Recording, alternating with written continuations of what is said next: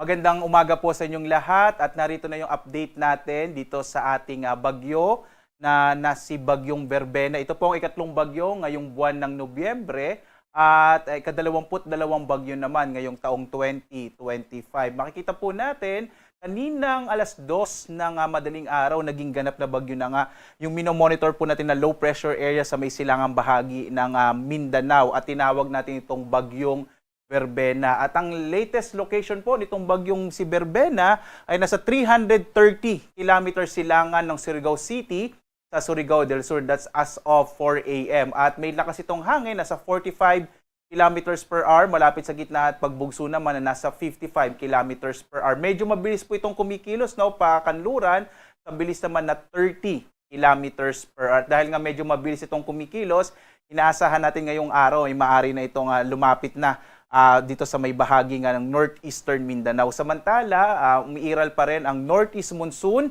o hanging amihan partikular na sa may bahagi ng northern Luzon habang itong shear line o ito yung banggaan ng malamig na hanging northeast monsoon at mainit na hangin mula dito sa Karagatang Pasipiko, magdadala naman ng mga pag-ulan sa malaking bahagi ng Cagayan Valley Region, Cordillera, maging dito sa may area ng Central Luzon at gayon din kasama na yung Metro Manila, Calabarzon at bahagi ng Bicol Region. Makikita po natin malaking bahagi ng ating bansa ngayong araw ay makararanas ng maulap na kalangitan na may mga kalat-kalat na mga pag-ulan, pagkilat-pagkulog habang may mga pagbugso ng hangin, dulot ng bagyong Berbena sa may bahagi naman ng Kabisayaan at ilang bahagi ng Mindanao. Sa may Ilocos Region po ay generally fair weather naman, no? Mga isolated light rays o pulo-pulong mahinang pag-ulan ang mararanasan sa araw na ito ay ito po ay dulot naman ng hanging amihan.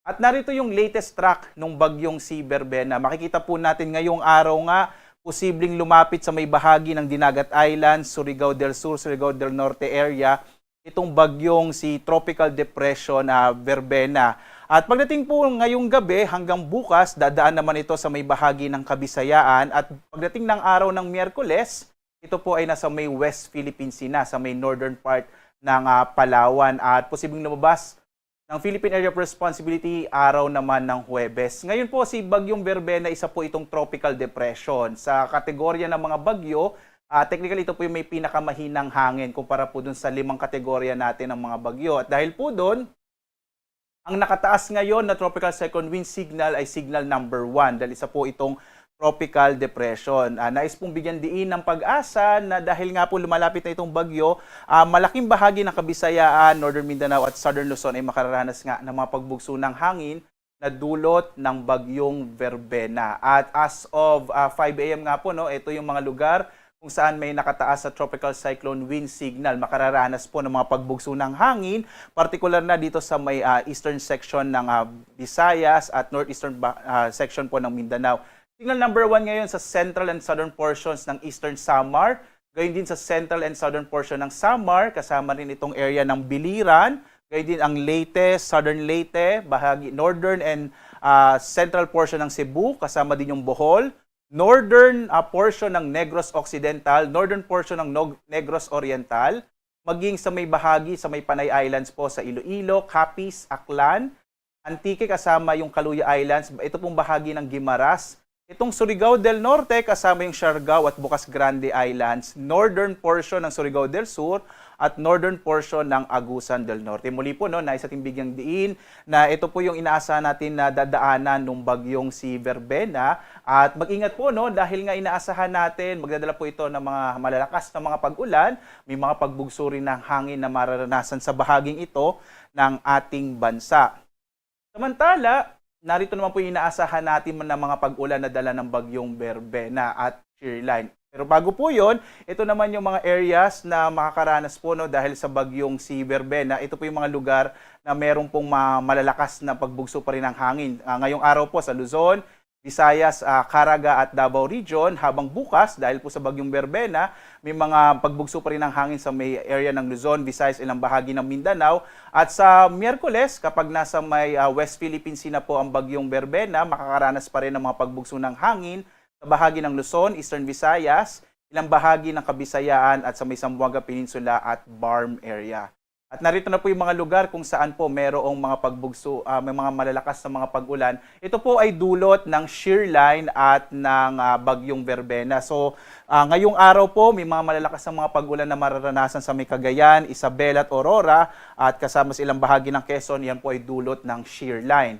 Dulot naman ng bagyong Verbena at mga kaulapan na dala nito, magiging maulan naman sa Bicol Region, Eastern Visayas, Central Visayas, Negros Island Region, ilang bahagi po ng Panay Islands, at dito sa may Caraga at Northern Mindanao. So ito pong lugar na ito ng ating bansa. Mag-ingat po sa mga posibilidad ng mga flash floods and landslides dulot nga ng mga malalakas sa mga pag-ulan na dala ng shear line sa may bahagi ng Luzon at sa bagyong Verbena para sa Visayas at Mindanao. Bukas, inaasahan nga natin na magta-traverse po or dadaan sa Kabisayaan ang bagyong Verbena. Kaya makikita po natin malaking bahagi ng Kabisayaan ay makararanas ng mga malalakas na mga pag-ulan. Muli po, mag-ingat po tayo sa mga posibilidad ng mga pagbaha at pagguho ng lupa, partikular na dito sa may area ng Kabisayaan, malaking bahagi po ng Visayas, lalong-lalo na itong Central Visayas, Negros Island Region at Western Visayas, maging yung bahagi po ng Mimaropa at Bicol Region. Pagdating ng araw ng Miyerkules, makikita po natin, ito ay epekto din ng bagyong Verbena